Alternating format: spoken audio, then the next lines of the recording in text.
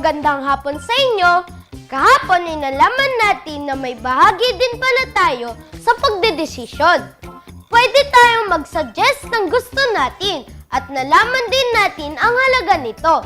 At kung sino ang dapat masunod o magdesisyon sa atin habang tayo ay bata pa. Ngayon naman ay alamin natin ang maaari nating maitulong sa pagdedesisyon pagdating sa loob ng ating tahanan. Kasama pa rin natin si Dr. Rainier Umali. Tara kids, samahan niyo ako! Magandang hapon po, Doc Umali. Good afternoon, Ben.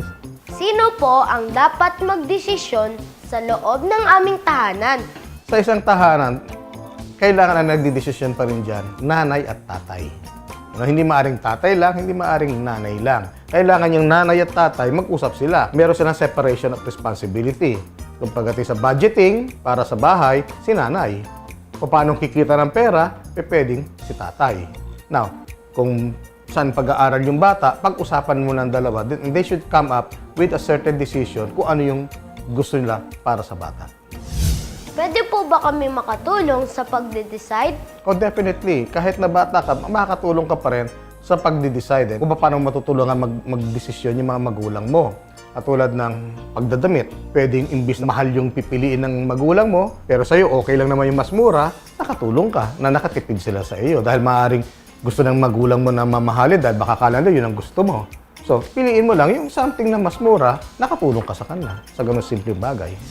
Saang aspeto po kami pwedeng makapag-decide at saan po kami maaaring makatulong? Katulad sa mga bagay-bagay na kung ano yung practical na mura, i-guide mo yung magulang mo doon. As far as you are concerned, okay lang mo yan, mami, daddy, na kahit hindi gano'ng mamahalin, basta't functional naman yung bibilin mo para sa akin, okay na yun. Maraming salamat po. It's my pleasure, Benz, to help you. O di ba mga bata? Kaya huwag matigas ang ating ulo ha. Huwag tayong sumisimangot o sasama ang loob kapag hindi nasusunod ang gusto natin. At kung tayo ay napagsasabihan o napapagalitan ng ating mga magulang, bahagi kasi yon ng pagdidisiplina sa atin nang sa gayon ay lumaki tayo ng tama dahil sa Biblia ay may ganitong sinasabi sa Kawikaan 23:13.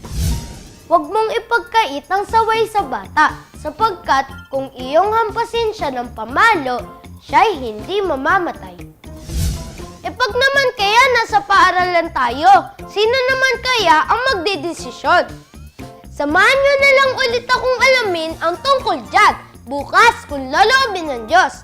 Hanggang sa muli, dito lang sa Ben si Bibo!